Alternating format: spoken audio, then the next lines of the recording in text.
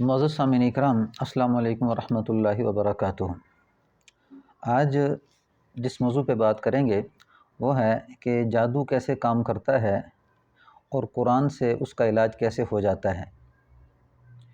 Video شروع کرنے سے پہلے اگر آپ چینل پر نئے ہیں تو چینل کو سبسکرائب کر دیں، بیل آئیکن کے بٹن کو دبا دیں اور ویڈیو کو ثواب کی نیت سے شیئر بھی کرتے رہیں اور ویڈیو کو لائک بھی کر دیں۔ اس میں دو چیزیں ہوتی ہیں کہ جادو کیسے کام کرتا ہے اور دوسرا قرآن سے کیسے علاج ہوتا ہے۔ سب سے پہلے یہ سمجھ لیں کہ جادو کی طاقت اللہ سبحانہ و تعالیٰ نے قرآن مجید کے اندر بتائی ہے، اور پھر اللہ سبحانہ و تعالیٰ نے اپنی طاقت کو ظاہر کیا ہے قرآن مجید کے اندر، اور پھر قرآن مجید اللہ کا جو کلام ہے اس کی طاقت کو بھی اللہ سبحانہ و تعالیٰ نے قرآن میں ظاہر کیا ہے۔ اب ایک ہے اللہ سبحانہ و تعالیٰ کی بات پہ یقین کر لینا، اور ایک ہے کہ لوگوں کی گھڑی ہوئی باتوں پہ یقین کرنا۔ اب جو انسان ایمان میں کامل ہوگا وہ انسان اللہ تعالیٰ کی بات پہ یقین کرے گا، اور جو انسان ایمان میں کمزور ہوگا وہ لوگوں کے پیچھے بھاگے گا اور لوگوں کے طریقوں کے پیچھے چل کے اس کے اوپر عمل کرنے کی کوشش کرے گا۔ سب سے پہلے کہ جادو کیسے کام کرتا ہے، قرآن پاک کے اندر ہے فَيُعَلِّمَانِ مِنْ أَحَدٍ حَتَّى يَقُولَ إِنَّمَا نَحْنُ فِتْنَةٌ فَلَا تَكْفُرْ۔ فَيُعَلِّمَانِ مِنْ أَحَدٍ کہ وہ سکھاتے تھے کہ تم میں سے کوئی نہ سیکھے، فَيُعَلِّمَانِ مِنْ أَحَدٍ حَتَّى کہ وہ سکھانے سے پہلے، یعنی ہاروت اور ماروت دو فرشتے تھے، وہ کہتے تھے کہ بھئی فَيُعَلِّمَانِ مِنْ أَحَدٍ حَتَّى يَقُولَ إِنَّمَا نَحْنُ فِتْنَةٌ فَلَا تَكْفُرْ، یہ تمہارے لیے آزمائش ہے پس تم کفر نہ کرو۔ یعنی جب اللہ نے بھیجے بابل شہر کے اندر دو فرشتے، تو انہوں نے یہ کہا تھا کہ یہ جو جادو سکھایا جاتا ہے تو یہ اللہ کی طرف سے آزمائش تھی کہ کون اس میں پڑتا ہے کون اس میں پڑتا نہیں۔ اب جب انسان کسی بیماری میں مبتلا ہو جاتا ہے تو وہ بیماری اس آدمی کے لیے آزمائش ہوتی ہے کہ کون کفر میں پڑھ کے علاج کرائے گا یا کون اللہ سبحانہ و تعالیٰ کے بتائے ہوئے طریقے پہ عمل کر کے اپنا علاج کرے گا۔ یہ اس انسان کے اوپر آزمائش ہوتی ہے۔ تو کفر میں پڑھ کے علاج کروانا یہ انسان کے لیے نقصان دہ ہے، کیونکہ اللہ سبحانہ و تعالیٰ نے اس کو منع کر دیا، اور اس کا ایک طریقہ کفر سے علاج کرنا اور ایک طریقہ ہے قرآن مجید سے علاج کرنا۔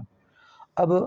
اللہ سبحانہ و تعالیٰ نے اس آیت کے اندر وَنُنَزِّلُ مِنَ الْقُرْآنِ مَا هُوَ شِفَاءٌ میں یہ فرمایا کہ ہم نے قرآن میں سے کچھ خاص آیتیں نازل کی ہیں جو مومنوں کے لیے شفاء اور رحمت ہیں۔ تو یہ بتا کے اللہ نے یہ تسلی دی ہے کہ قُلْ هُوَ لِلَّذِينَ آمَنُوا هُدًى وَشِفَاءٌ، کہہ دو ایمان والوں کو یہ قرآن ان کے لیے ہدایت بھی ہے، شفا بھی ہے، یعنی اللہ نے گارنٹی دی ہے۔ وَالَّذِينَ لَا يُؤْمِنُونَ فِي آذَانِ وَقْرٌ عَلَيْهِمْ عَمًى، وہ لوگ جو یقین نہیں رکھتے ان کے کانوں میں کیلے اور ان کی آنکھوں میں اندھا پن ہے۔ اب سب سے پہلے انسان کے دل کے اندر سے اللہ کا کلام اور اللہ کی باتوں کا یقین ہٹے گا تو یہ انسان در بدر کی ٹھوکریں کھائے گا۔ اس کر کے اللہ نے اس کے اندر مکمل علاج رکھا ہے، اس بات کا دل کے اندر یقین رکھیں، کیونکہ اللہ نے کچھ خاص آیتیں ایسی نازل کی ہیں کہ جس میں اس علاج کو ظاہر کیا ہے۔ تو یعنی جادوگر کیا ہوتا ہے کہ جادوگر جنات کی مدد سے کام کرتا ہے، جادوگر جنات کی مدد سے کام کرتا ہے۔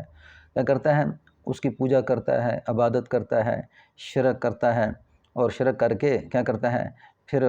وہ جنات کی مدد سے شیطان کے ساتھ کیا کرتا ہے؟ ایگریمنٹ بھی کرتا ہے کہ بھئی یہ میرا کام تم کر دو، میں اس کے بدلے میں یہ کروں گا۔ جیسے آپ کسی کے پاس علاج کے لیے جاتے ہیں تو وہ آگے سے کہتے ہیں جی تم کیا کرو،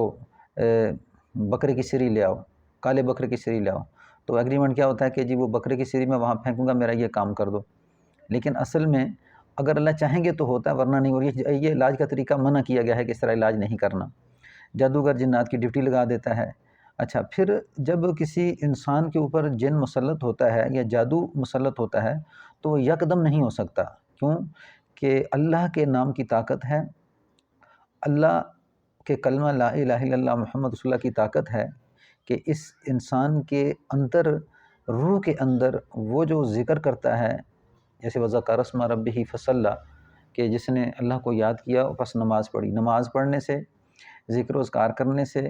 اور یہ موقع محل کی دعائیں پڑھنے سے انسان کے اندر قوت ایمانی بڑھتی ہے۔ اس ایمانی قوت کی وجہ سے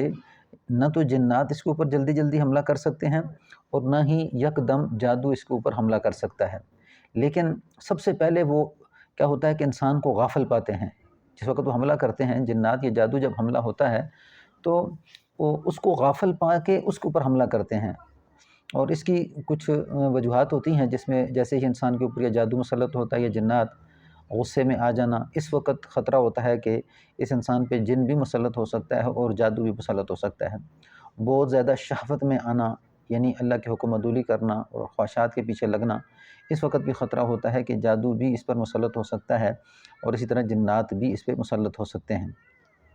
اور اسی طرح اور ذکر و اذکار سے جب انسان غافل ہوتا ہے تو اس سے بھی انسان کے جنات اور جادو کے مسلط ہونے کا خطرہ ہوتا ہے۔ لیکن ایک عام آدمی اس حالت میں کہ اللہ کو یاد کر رہا ہے تو اتنی جلدی نہ جادو اثر کر سکتا ہے اور نہ جنات مسلط ہو سکتے ہیں۔ ایک مسلمان نمازی پرہیزگار ہو جنات اور شیاطین کے لیے ناممکن ہو جاتا ہے۔ بہرحال ایک آیت کے اندر آتا ہے جیسے وَمَن يُرِدْ عَن ذِكْرِ الرَّحْمَنِ نُقَيِّضْ لَهُ شَيْطَانًا فَهُوَ لَهُ قَرِينٌ، کہ جو اللہ کے ذکر سے اعراض کرتا ہے تو پھر ہم اس پر ایک شیطان کو مسلط کر دیتے ہیں۔ یعنی یہ اللہ کی طرف سے آزمائش بھی ہوتی ہے، لیکن جتنا اللہ کو یاد کرے گا قوی امید ہے کہ انشاءاللہ اللہ سبحانہ وتعالیٰ اس کی قوت ایمانی کی وجہ سے اس کے اوپر آئی ہوئی بیماری کو بھی ٹالتے ہیں، اور پہلے تو یہ چیزیں اس پر حملہ نہیں کر سکتی۔ تو اللہ نے یہاں پہ یہ فرمایا کہ جب اللہ کے ذکر سے کوئی اعراض کرتا ہے تو ہم اس پر ایک شیطان مسلط کر دیتے ہیں۔ تو یہاں سے معلوم ہوتا ہے کہ جو انسان ذکر سے دور ہوتا ہے تو اس صورت میں جنات اس پر مسلط ہو جاتے ہیں، یعنی وہ جن کی شکل میں جیسے کسی کے اوپر جن کا حاضر ہو جانا، یا اسی طرح بعض اوقات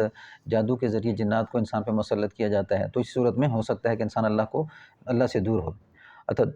تو پہلے شیطان کیا کرتا ہے، وسوسے ڈالتا رہتا ہے دل میں، اور اس انسان کے دل کو، انسان کے نفس کو کمزور کرتا ہے،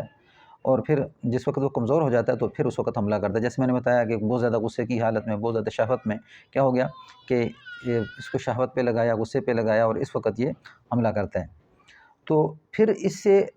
جب علاج شروع ہوتا ہے قرآن پاک کے اندر، تو ہم جب قرآن پہ غور کرتے ہیں تو سب سے پہلے میں آپ کو بتاتا ہوں جیسے سورۃ الفلق اور سورۃ الناس کے اندر ہے،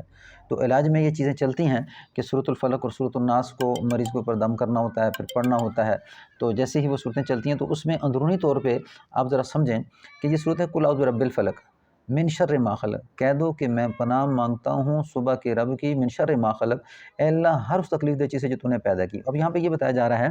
کہ جادو ہو، نظر ہو، جناتی مسائل ہوں، جتنی بیماریاں بھی ہوں، وہ شر اللہ کا پیدا کیا ہوا ہے، اور اللہ ہی اس سے بچانے والے ہیں، اللہ ہی اس سے حفاظت کرنے والے ہیں۔ تو جیسے ہی انسان اس جو علاج قرآنی ہے اس کی طرف توجہ کرتا ہے تو پھر اس سے خیالات اس کے ٹھیک ہونا شروع ہو جاتے ہیں۔ یعنی پہلے کیا ہوتا ہے، شیطان اس کے دل کے اندر وہ چیزیں پیدا کرتا ہے کہ جس سے انسانوں کی زندگیاں خراب ہوتی ہیں، بیماری کی شکل میں، لڑائی جھگڑے کی شکل میں۔ لیکن جیسے ہی وہ علاج قرآنی چلتا ہے تو اس کے کرنے سے اندر کی حالت بدلنا شروع ہو جاتی ہے، انسان وسوسوں سے باہر نکلتا ہے۔ قرآن اگر بغیر سمجھے پڑھے پھر بھی اسے کیا ہوتا ہے، نیکیاں ملتی ہیں، اور اللہ اس کے درجات کو بلند کر۔ سمجھ کے پڑھنا یہ اصل پڑھنا ہے، اور جیسے ہی اس نے پڑھنا شروع کیا پتہ چل گیا کہ شر کا مالک اللہ ہے، اور اب کیا ہوتا ہے، بری سوچ اچھی سوچ میں بدلنا شروع ہو جاتی ہے، اور سمجھنے کے ساتھ کیا ہوتا ہے کہ آہستہ آہستہ پھر وہ انسان بہتری کی طرف آنا شروع ہو جاتا ہے۔ پھر آپ دیکھیں کہ یہودیت کے اندر بھی یہ رواج ہے کہ وہ جادو کرتے ہیں، اسی طرح عیسائیت کے اندر بھی کہنا رواج ہے کہ جادو ہوتا ہے، اس طرح جتنے بھی مذاہب ہیں ان میں جادو ہوتا ہے۔ وہاں پر یہ ہوتا ہے کہ ہمارے مذہب میں اللہ نے کچھ قیدیں رکھی ہیں، اور یہ رکھا ہے کہ اس طرف جانا ہے، اس طرف نہیں جانا۔ اب اللہ نے فرمایا کہ یہ کفر ہے جادو کروانا۔ اب گندگی کا علاج گندگی سے کرنا ہمارے اسلام میں اللہ نے اس کو حرام قرار دیا ہے، ہمارے اسلام میں اس کو مکروہ قرار دیا ہے، ہمارے اسلام نے اس کو ناجائز قرار دیا ہے۔ گندی چیز کو گندی چیز سے دھونا، اب گندی چیز کو آپ صاف چیز سے دھوئیں گے تو تب وہ صاف ہوگی۔ تو جادو کیا ہے، گندا ہے، یعنی یہ ناپاکی کی وجہ سے کیا جاتا ہے، شرک کی وجہ سے کیا جاتا ہے۔ تو جس وقت جو جادوگر ہوتا ہے وہ شرکیہ کلام پڑھتا ہے، جس وجہ سے اس کا ایمان ضائع ہو جاتا ہے۔ اس ایمان کے ضائع ہونے میں یہی تو آزمائش تھی کہ اپنے ایمان کو بچانا ہے۔ اب مسلمان جو ٹھیک طرح سے اللہ کو یاد کرنے والا، اللہ کو راضی کرنے والا، وہ تو ایمان کو بچائے گا اور سمجھے گا، لیکن جس کو اللہ کی پرواہ نہیں، اللہ کے رسول کی پرواہ نہیں، اور موت کے بعد کی زندگی کی پرواہ نہیں، تو وہ اس دھوکے میں پھنس جائے گا، اور پھنسنے کو اس طرف سے بھاگے گا۔ اور اگر جب وہ اس چیز کو سمجھے گا کہ مجھے تو اللہ نے ایمان بچانے کا کہا ہے، اگرچہ میری جان بھی چلی جائے، تو پھر اگرچہ اس کی جان بھی چلی جائے گی لیکن وہ کفر سے بچے گا۔ تو جادو کا علاج جادو سے نہیں کروائے گا بلکہ قرآن سے کروائے گا۔ تو یہ ٹھیک ہے، یعنی اس طرح پھر کیا ہوتا ہے کہ جیسے ہی قرآن مجید سے علاج شروع ہوتا ہے تو اللہ نے گارنٹی دی ہے کہ جس طرح ہمیں اللہ نے یہ بتایا نا کہ جادو کفر ہے، اور انہوں نے بتایا تھا کہ بھی جادو نہ کرو یہ کفر ہے، تو پھر اللہ نے اسی طرح گارنٹی دی ہے کہ اس طرح کے معاملات آ جائیں تو پھر تم نے قرآن کی طرف متوجہ ہو کے قرآنی علاج کرنا ہے۔ جیسے دوسری جگہ فرمایا کہ وما هم بضارین به من احد الا باذن اللہ، کہ وہ تکلیف نہیں دے سکتے تھے مگر اللہ کے حکم سے۔ اور پھر آگے فرمایا ولا یفلح الساحر حیث اتى، جادوگر جہاں چلا جائے وہ کامیاب نہیں ہو سکتا۔